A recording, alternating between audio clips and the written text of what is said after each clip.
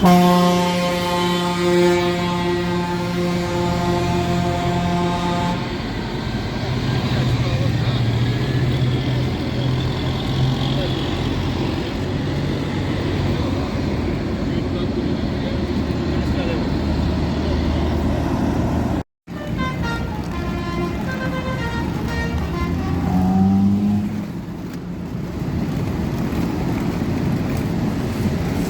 as you can see, Slovenian farmers have closed down the streets, well, the main street.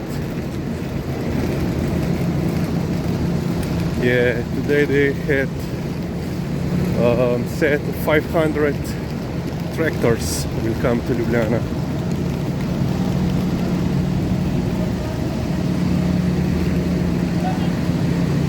Yeah.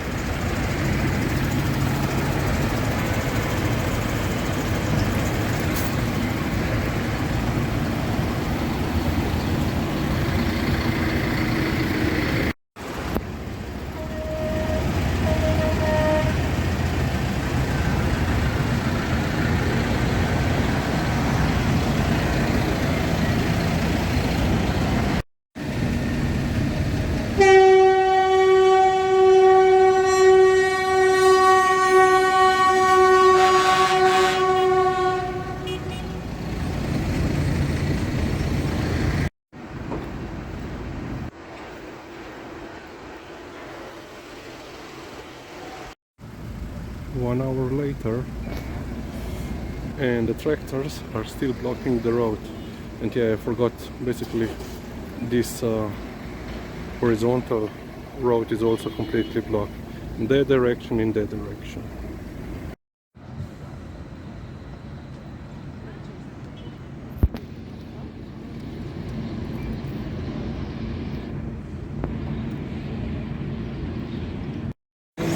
So yeah, before 1 hour ago I had to go on that stop because, you know, and they are still here. So, Europa zelena, ljudje lačni, Europe green, people hungry. Yeah. So, why are they doing this?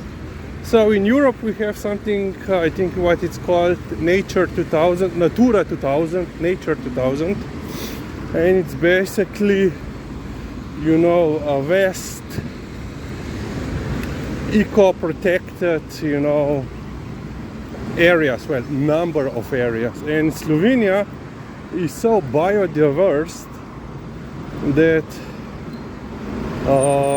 quite a lot of Slovenian territory is part of Natura 2000.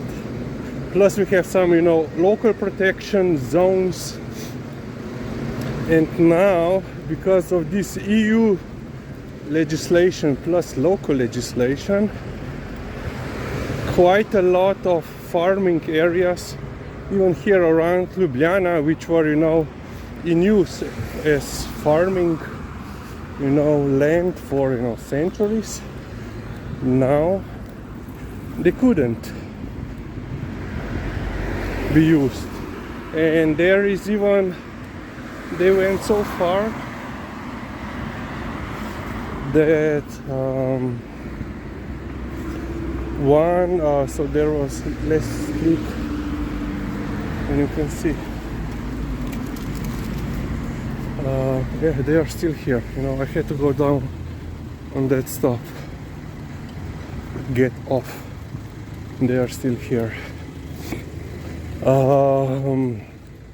So last week, one of the, you know, eco-friendly farms where they use only, you know, natural pesticides,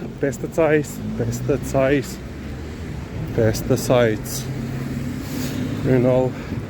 She said that with this new legislation she will not be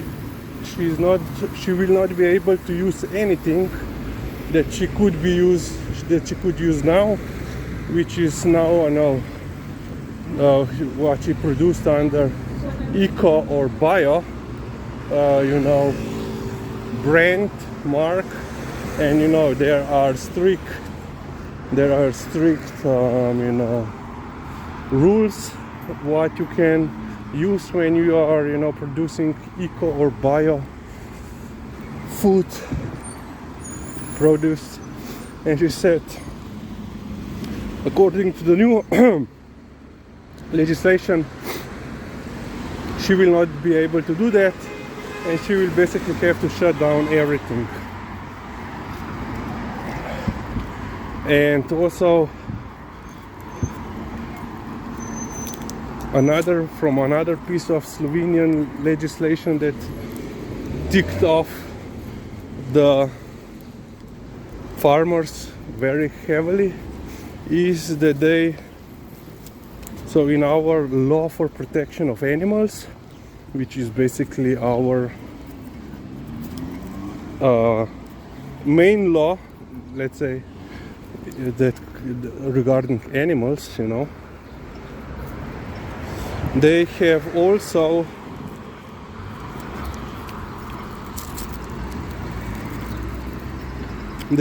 put in directive that they will institute positions of farming advisors. That they will only have to have 40 hours of training, education, and then they would go around the farms and look at how they are taking care of the animals. And the farmers are basically saying that this is the way how the farmers would be inspected under the supervision of the political activists,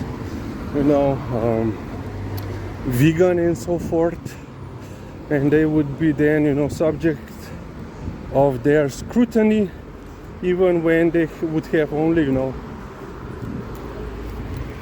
40 hours of training.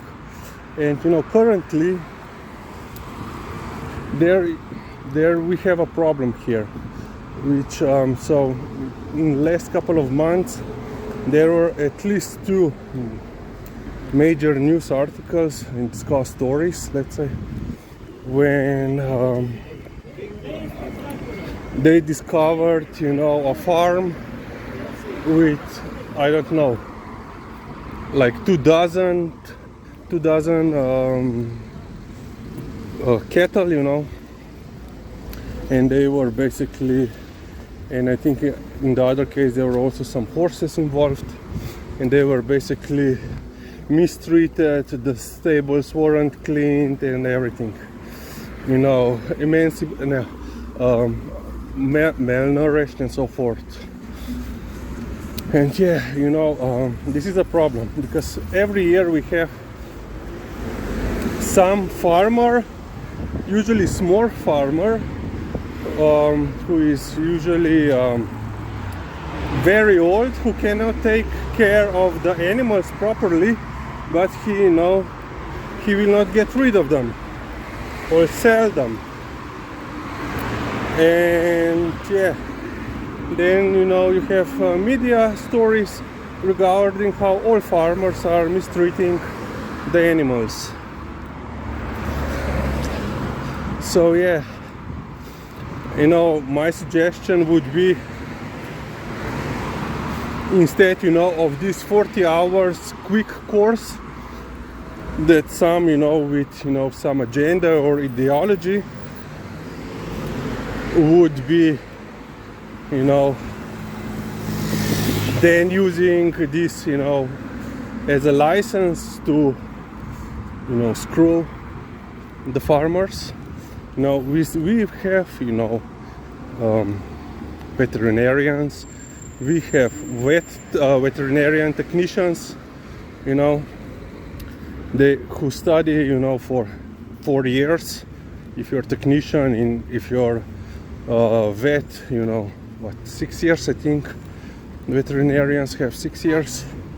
You know, they should be in charge of, let's say, animal police. But yeah, okay, let's end on this point.